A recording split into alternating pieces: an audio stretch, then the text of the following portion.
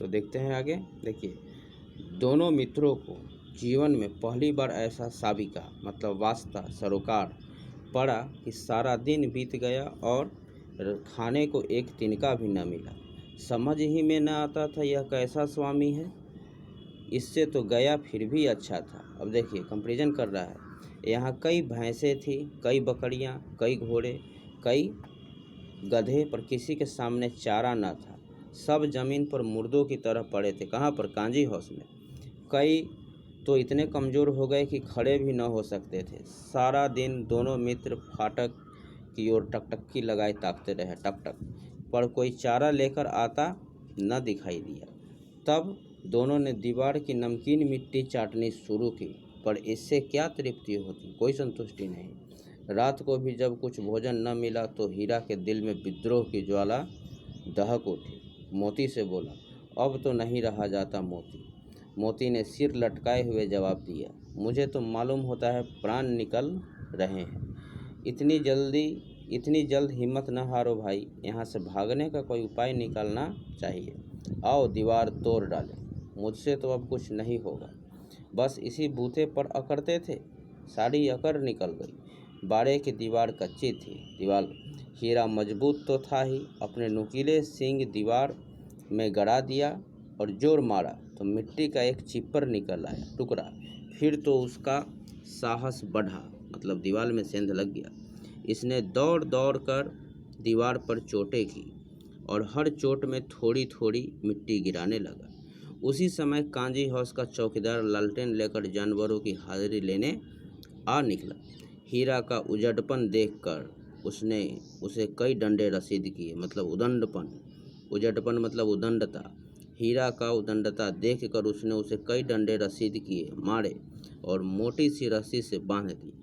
मोती ने पड़े पड़े कहा, आखिर मार खाई, क्या मिला? अपने बूते भर जोर तो मार दिया। ऐसा जोर मारना किस काम का कि और बंधन में पड़ गए। देखो कमेंट कर रहा है उस पर, जोर तो मारता ही जाऊंगा, चाहे कितने ही बंधन पड़ते जाएं। जान से हाथ धोना पड़ेगा, कुछ परवाह नहीं। यूँ भी तो मरना ही है।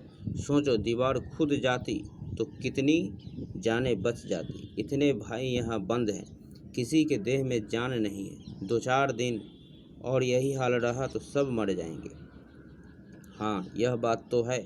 अच्छा तो ला, फिर मैं भी जोर लगाता हूँ। मोती ने भी दीवार में उसी जगह सींग मारा। थोड़ी सी मिट्टी गिरी और फिर हिम्मत बढ़ी। फिर तो वह दीवार में सींग लगाकर इस तरह जोर करने लगा मानो किसी प्रतिद्वंदी से लड़ रहा है, मतलब किसी दुश्मन से।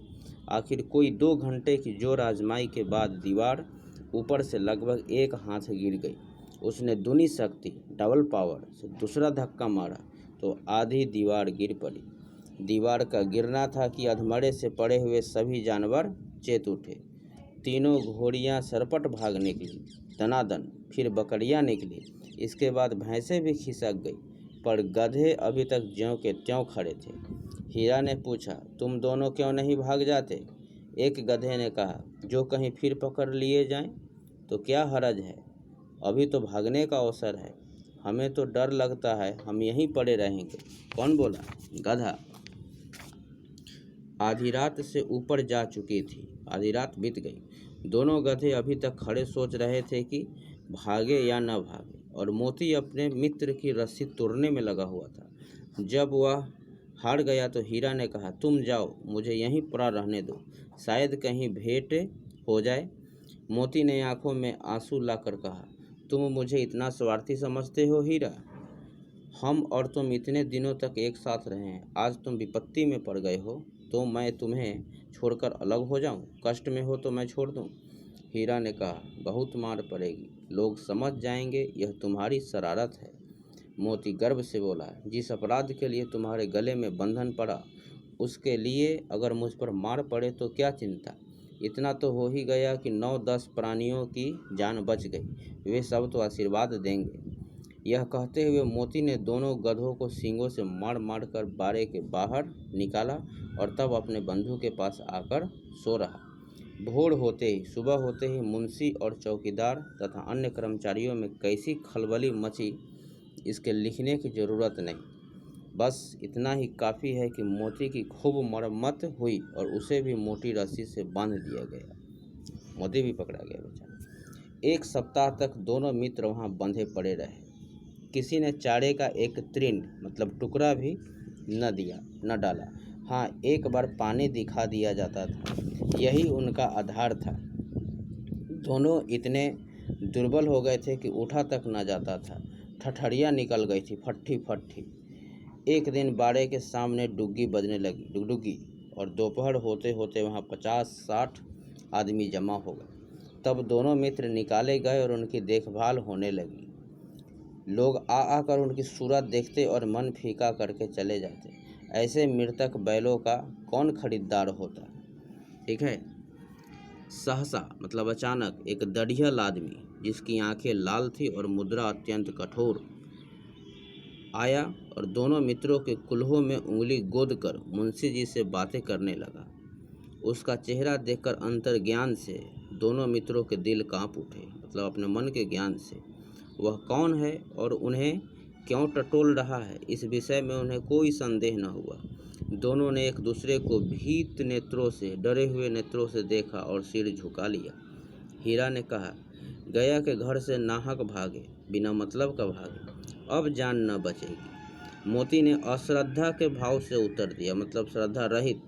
कहते हैं भगवान सबके ऊपर दया करते हैं, उन्हें हमारे ऊपर क्यों दया नहीं आती।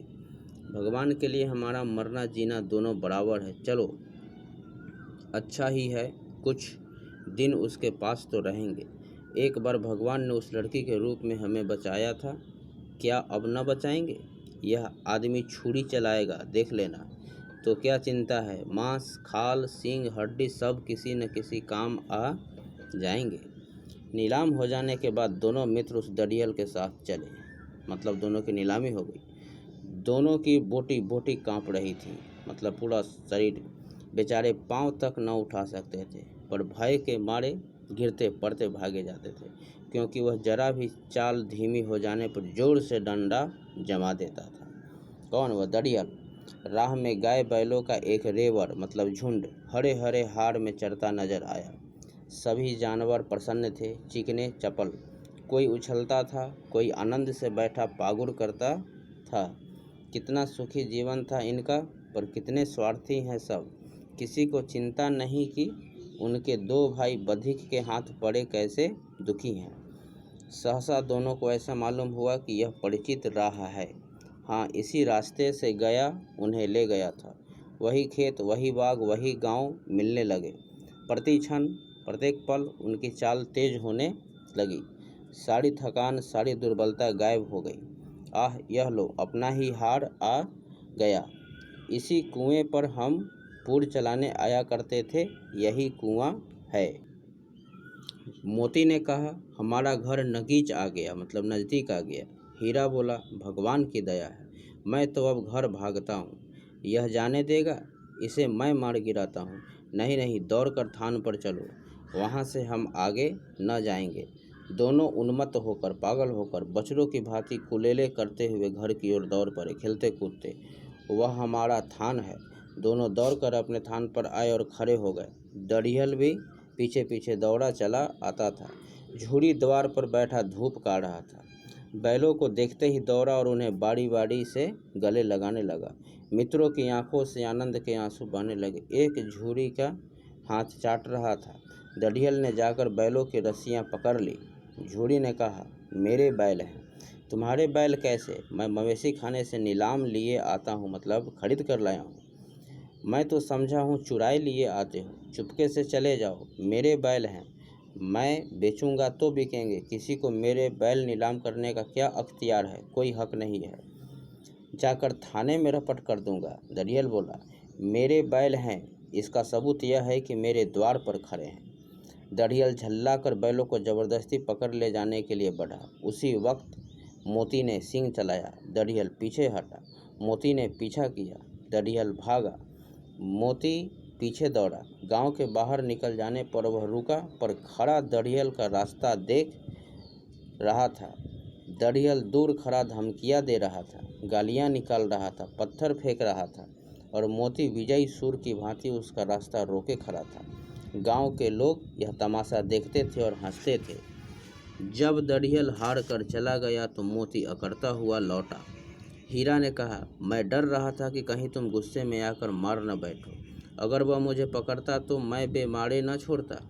अब ना आएगा, आएगा तो दूर से ही खबर लूँगा, देखूँ कैसे ले जाता है।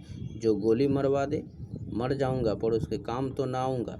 हमारी जान को कोई जान ही नहीं समझता, इसीलिए कि हम इतने सीधे हैं। जरा देर में नांदों में खली भूसी चोकर और दाना भर दिया गया और दोनों मित्र खाने लगे। झूरी खरा दोनों को सहला रहा था और 20 लड़के तमाशा देख रहे थे।